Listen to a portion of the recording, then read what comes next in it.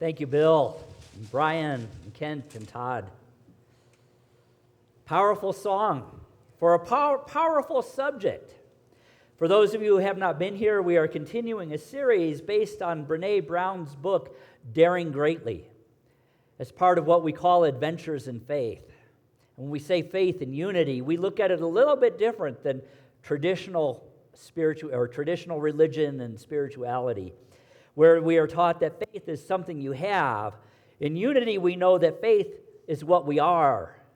It's that power within us that says we are children of God, all of us, regardless of anything. And we all have the power, the blessing, the permission, and the willingness to grow and evolve. And that's why we're doing this series. Some people say, well, I come to church to feel good, to have a warm, fuzzy feeling. And that's great. We have a lot of warmth and fuzziness in here. We do, yes, and a lot of joy. But unity was created to be a place where we can grow and evolve spiritually. And because that is our mission, to grow and evolve, we have to do the work. And sometimes it's not warm and fuzzy. Sometimes it's getting in the trenches, like we heard from the quote from Teddy Roosevelt last week. It's getting bloodied and muddy and not physically bloodied. We're not going to do that. But it's being in the trenches, it's doing the work so that we can become more than we have been. So that's why we do this. And this particular series, Brené Brown's book, is all about birds chirping. Don't know where that came from. Wow. I don't know if you all heard it, but it was pretty cool. It's all about being vulnerable and dealing with shame. Nobody has anything they should be ashamed of, but everybody has shame. And we're going to talk about that today because it's part of our culture. It's part of thousands of years of human evolution. And we are about identifying what that is so that we can heal it. So let's dive in. What is shame? Brené Brown writes, shame is a painful feeling of humiliation or distress caused by the consciousness of wrong or foolish behavior. Has anybody other than me ever had or participated in wrong or foolish behavior? Oh God, yes. I have. I would say all too often, though, this idea of shame is the foundation of people's religious experience. The message in the Abrahamic religions has been a message of sin, shame, and blame. The idea that we are born in sin and thus carry a load of shame from the moment of conception has been ingrained in our culture. Whether a person is Christian, Jewish, Islamic, that's ingrained in the teachings. And yet it is not what Jesus, Muhammad, Abraham, or any other great teacher or leader taught. It's not what any spiritual teacher professed, nor is it what unity believes. Now, I want you to understand something. Shame is not guilt. Guilt's message is, I did something bad. Guilt's message is, I can do better. I can change this. And so guilt can be a positive if it causes us to change our behavior, to make amends, whereas shame is a destructive energy in that it destroys the part of us that says, I can do better, I can grow, I can evolve. Shame's message is not that I did bad. Shame's message is, I am bad. So can you begin to see how powerful that shame can be and why we need to transmute it? Yeah? Yes. Okay, good. And why the doctrine of shame has done so much damage. Traditionally, it was taught that a child who is not capable of doing anything wrong is nonetheless bad because of something called original sin. That's religious doctrine and a cultural belief. I have a lot of friends who are ministers in different religions and different denominations, and I asked one who is a traditional minister about this. And he replied, shame is what lingers after you have accepted Jesus as your Savior, and even after you have been forgiven of your sins. I'm going, oh, really? He went on, it is part of being human, and nothing can rid us of it except the love of God, which is granted only after we are forgiven.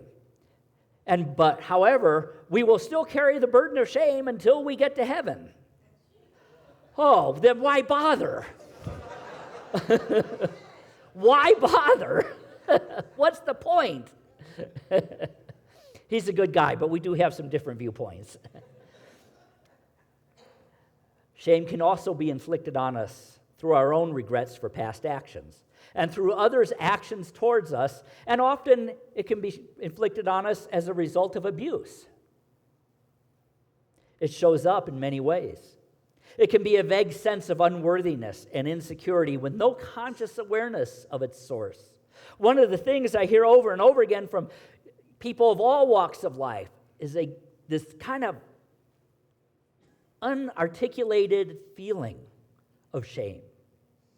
And when we look at it, they can't even identify where it came from because it's ingrained in our world.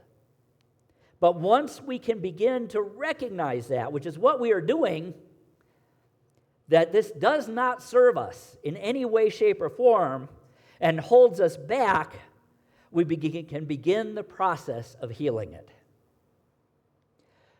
The challenges come in that we live in a world where many people believe that shame is a good tool to keep people in line. There is no data for that, by the way, but that's a prevalent belief. Some of you may remember some years ago right here in Albuquerque, you'd drive around town, and there'd be people outside of a business, and it would change like every week with this big banner that said, "Shame on you." Anybody remember that? It didn't say anything specific, just in front of various businesses, and they'd move around.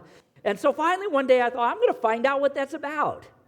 And I stopped and I walked up to him and I said, I see you are picketing here. What did they do? And the person holding the banner says, I don't know.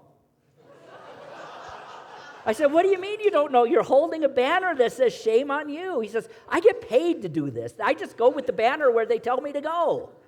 I said, who's they? I don't know. That's one of the ways it shows up. And one of the ways it's reinforced.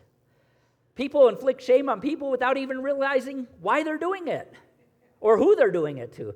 And worse, we inflict it on ourselves without realizing why we're doing it.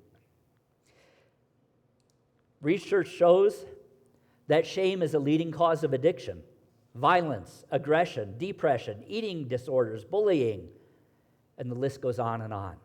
That is why it is imperative that communities like ours do the work of healing this so that we can spread that energy of healing out into the world. I love what Brene Brown wrote in her book where she said, one of my students compared me to Professor Snape from Harry Potter and called her the defense against the dark arts teacher.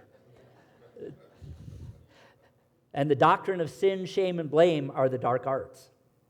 To quote Brene Brown, only when you are brave enough to explore the darkness will you discover the infinite power of light. We spend so much energy avoiding the hard topics, and yet they are the ones that set us free. We all have that light within us. Every human being, regardless of what they have done, regardless of where they are in their journey of life, regardless of whether their life looks like our life or not. Everyone has that light. Only ones who do not experience it are the ones who are hurting. And so our job, if we are going to be about healing ourselves and then healing the world around us, is to help people discover their light. And shame hides the light. Some helpful ways to think about it, according to Brene Brown, is that shame is the fear of disconnection. Ultimately, that's it. Shame is the fear of disconnection. Human beings are hardwired for connection. Some of you may remember hearing a poem, I think it was even made into a song one time, called No Man is an Island. That was written by an English metaphysical poet named John Donne in 1624. We have known these truths for a long time. John Donne wrote, "Devotions upon emergent occasions and several steps in my sickness." That was the title of the poem. Devotions upon emergent occasions and several steps in my sickness. He wrote, and I'm going to say it in the language he wrote it in of a couple hundred years ago, "No man is an island entire of itself. Every man is a piece of the continent, a part of the main. If a clod be washed away by the sea, Europe is the less, as well as if a promontory were, as well as any manner of thy friends or thine own were. Any man's death diminishes me, because I am involved in mankind, and therefore never send to know for whom the bell tolls, it tolls for thee." Connection is what it's all about. We recently did a survey. Many of you answered it, for which we are very grateful. And the one thing we learned that reflected what we've learned from outside studies is that every human being is really looking for two things: spirituality and community. Finding out who they are and having a community to make those discoveries with. Shame keeps us from doing that. It disconnects us from one another. So how do we get rid of it? How do we change that? Well, the most common way people try is pass it on to somebody else. Pass those things in ourselves that we are ashamed of onto somebody else. Look for it in somebody else. Example is a parent who is ashamed of their weight often criticizes their child for their weight. A leader who feels unworthy strives to point out how unworthy others are. These effects of this shame hinder creativity. It causes us to second guess our work. And so what happens? We just don't do it. It's easy. Just don't do it. It hinders relationships. If I don't believe that I can be loved, I cannot be in an authentic relationship with anybody. I have that hidden message within. Well, if you really knew me, you wouldn't like me. The truth is that the goodness of God dwells in everybody. And when we realize that for ourselves, we are more likely to see it in other people. So how do we do that? Well, the first is recognize shame and understand its triggers.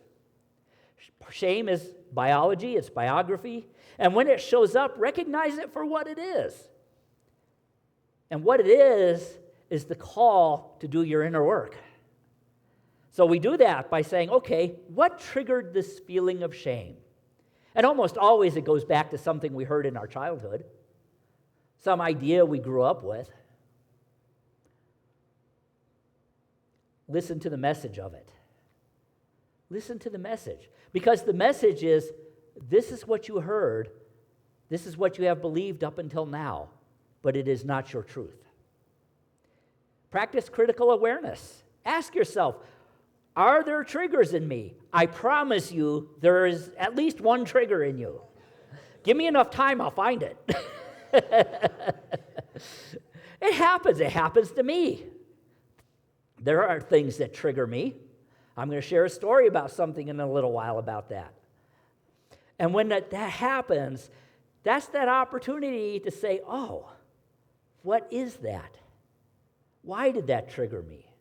And when we ask that question, we can then ask, what is it I need or want for myself or from others?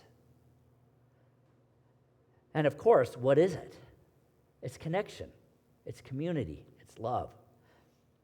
So another thing we can do is reach out and connect with others. Be honest.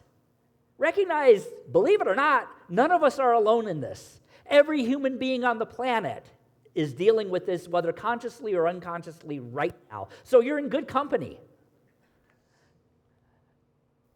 Remember what I said.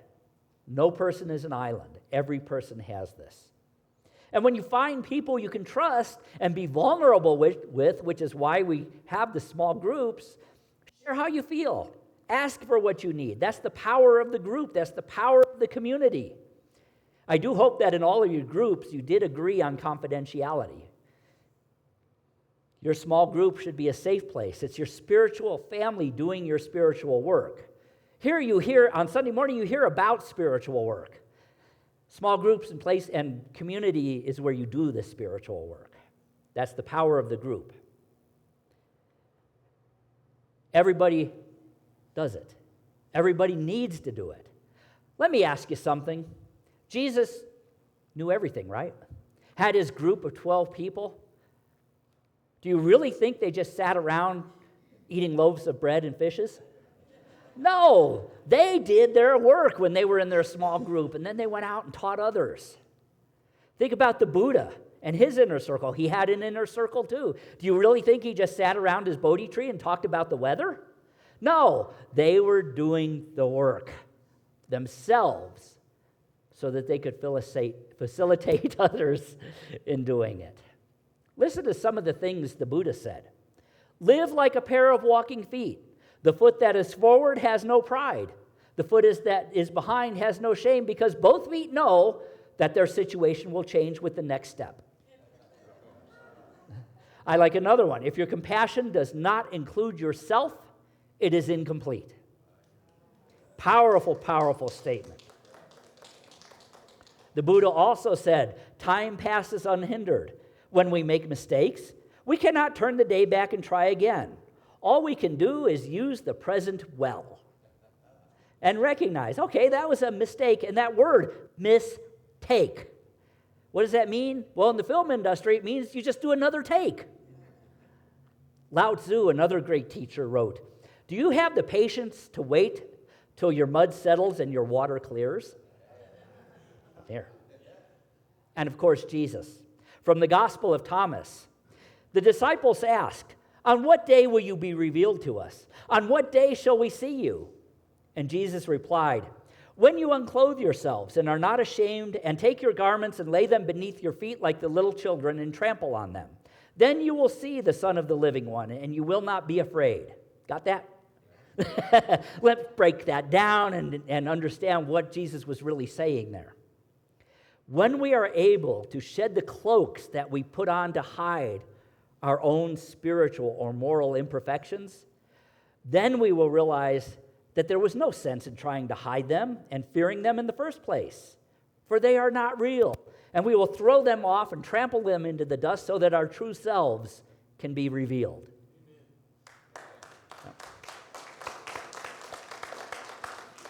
Thank you, Jesus. So we are being invited to stop defending ourselves against shame and instead embrace it, so that we may become empowered by it and grow from it, rather than moving away from it by withdrawing, by hiding, by keeping secrets. We move toward it. But how do we move toward it? Well, our first inclination is to move toward it, seeking to appease, to please, to become good little rule followers. How well does that work?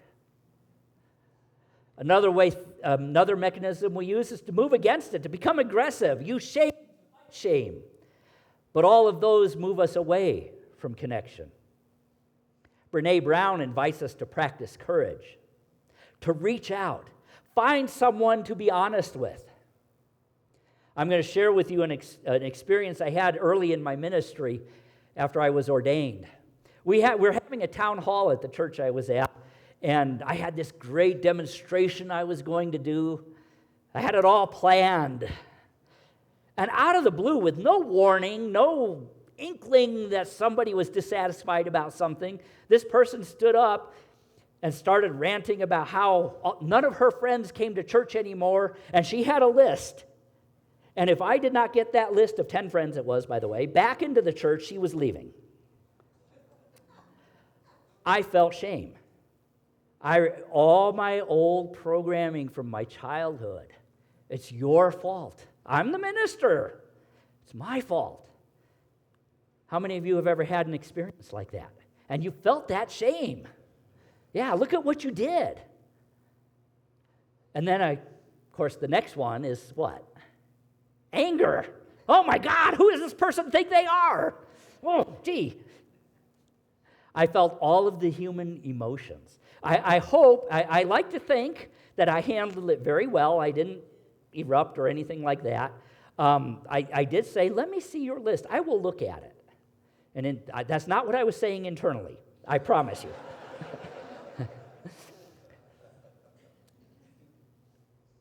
What was funny is there was only 2 names on the list I even knew. People had left before I was there. One person was dead. I'm good, but I'm not that good. Another person was in prison for stealing trucks. But I realized something, and it took me a little while. And by the way, I did have somebody safe after we left and got in the car. The first words I said to Novella was, "What the hell was that?" We are human beings, and it's okay to be human. It is. But what I came to realize is that the shame I felt was the same shame that person was feeling. But she did what we all do so many times. We pass it on to somebody else so that we don't have to own it. That's what we learn from this. We learn that compassion comes from understanding what is really going on. All of us are human beings. We all have human needs, and we all have human reactions when we can't get our needs met. Compassion lets us understand that and lets us see it. Oftentimes, not in the immediate moment. I promise you, I didn't see that in the immediate moment. It took some time. But we're all doing the best we can to get our needs met. And a safe person will remind you of that and let you vent and let you release the energy of the experience, release the shame into the nothingness where it belongs so that you can find the truth that lies behind it and heal it. That's the power of healthy relationships. Own the story, don't bury it. If you own the story, as Brene Brown says, you get to write the ending. Powerful words, yes. If you own the story, you get to write the ending. Carl Jung wrote, "I am not what happened to me. I am what I choose to become." So remember, it's your choice. Own your story so you can write the ending. Remember that you are not alone. Shame dissipates when you remember this is part of the human experience. And Brene Brown closes this part of the book with what she identifies as the greatest lesson. If we are going to find our way out of shame and back to each other, vulnerability is the path and courage is the light. Letting go of the list of what we are supposed to be takes courage. Loving ourselves and each other through the process of becoming real is the single greatest act of daring greatly. I'm going to close with part of the book, The Velveteen Rabbit, a children's book with a great, great message. It says this: the Velveteen Rabbit is talking to the skin horse. "Real isn't how you are made," said the skin horse. "It is a thing that happens to you. When a child loves you for a long, long time, not just to play with, but really, really loves you, then you become real." "Does it hurt?" asked the rabbit. "Sometimes," said the skin horse, for he was always truthful. "But when you are real, you don't mind the hurt. And you don't become real all at once. You become. It takes a long time. That is why it does not happen to people who break easily or have sharp edges or who have to be carefully kept. Generally, by the time you are real, most of your hair has been loved off, your eyes drop out, and you get loose in the joints and very shabby.